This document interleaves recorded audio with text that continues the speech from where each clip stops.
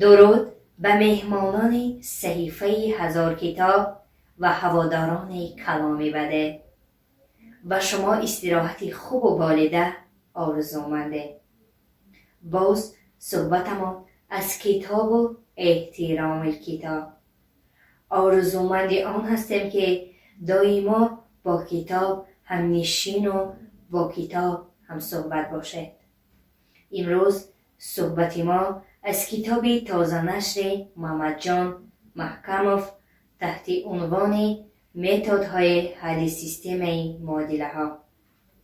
کتاب نام برده از طریق مؤسسه نشریه معارف سال 2020 نشر شده است که از 232 صفحه یعنی 14 از 15 جزء چاپی عبارت است.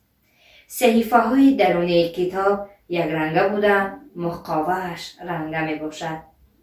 در کتاب راه های حل سیستم معادله ها با عدد های آمیخته، سیستم معادله هایی که حل به آخر دارند، سیستم معادله های یک جنسه و سیمتری، حل سیستم معادله های ایراسیونالی، طرز خاص حل سیستم معادله ها، سیستم سه معادله های سه نامعلومه، طرز گئومتری حل سیستم معادله ها، طرز وکتوری حل سیستم سه معادله سه نامعلومه، تطبیق سیستم معادله ها در حل مسئله های متنی آید به پروگرسیا و متد های غیر استانداردی حل سیستم معادله های غیر خطی نشان داده شده‌اند.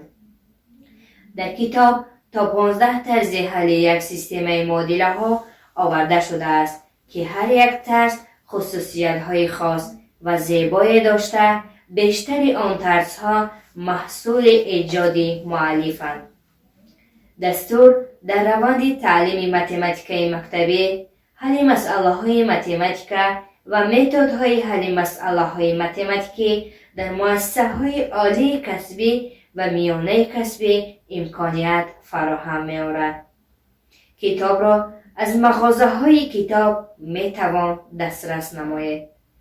این بود معلومات مختصر درباره کتاب تازه نشر محمد جان محکموف تحت عنوان متدهای حل سیستم معادله ها.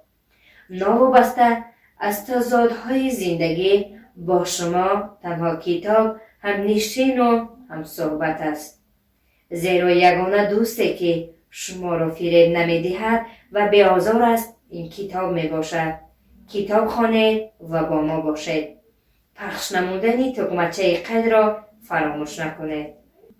خیر دوستانی عزیز، تا نشر نوبتی صحیفه 1000 کتاب.